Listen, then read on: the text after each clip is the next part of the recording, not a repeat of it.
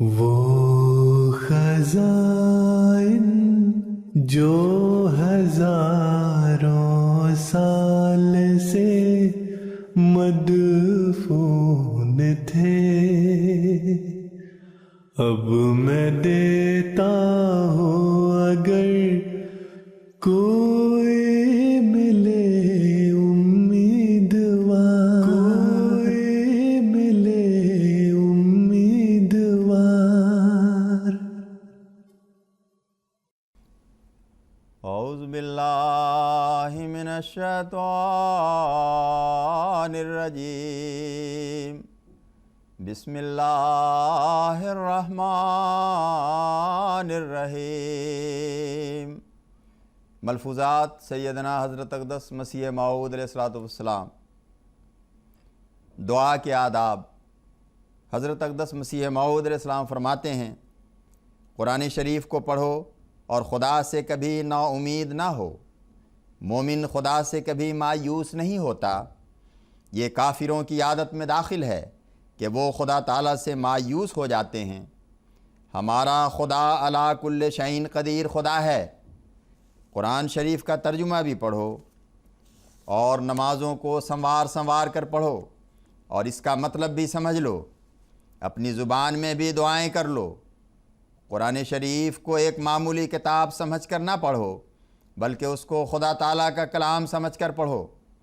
نماز کو اسی طرح پڑھو جس طرح رسول اللہ صلی اللہ علیہ وسلم پڑھتے تھے، البتہ اپنی حاجتوں اور مطالب کو مسنون اذکار کے بعد اپنی زبان میں بے شک ادا کرو اور خدا تعالیٰ سے مانگو، اس میں کوئی حرج نہیں ہے، اس سے نماز ہرگز ضائع نہیں ہوتی۔ آج کل لوگوں نے نماز کو خراب کر رکھا ہے۔ نمازیں کیا پڑھتے ہیں، ٹکریں مارتے ہیں۔ نماز تو بہت جلد مرغ کی طرح ٹھونگیں مار کر پڑھ لیتے ہیں اور پیچھے دعا کے لیے بیٹھے رہتے ہیں۔ نماز کا اصل مغز اور روح تو دعا ہی ہے۔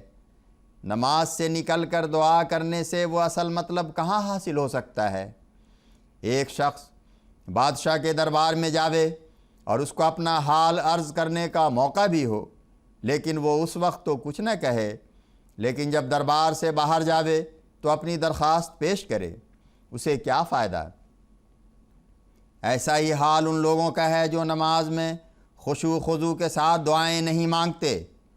تم کو جو دعائیں کرنی ہوں نماز میں کر لیا کرو اور پورے آداب الدعا کو ملحوظ رکھو۔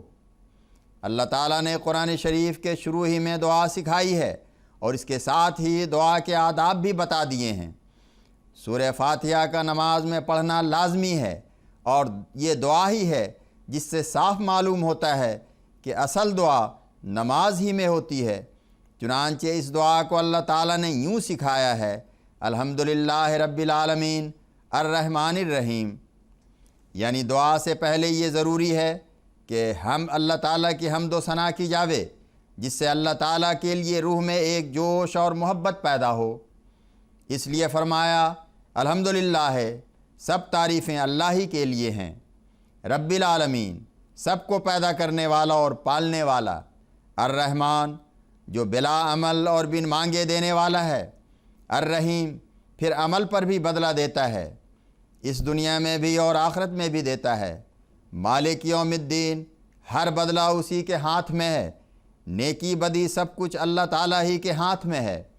پورا اور کامل موحد تب ہی ہوتا ہے جب اللہ تعالیٰ کو مالک یوم الدین تسلیم کرتا ہے۔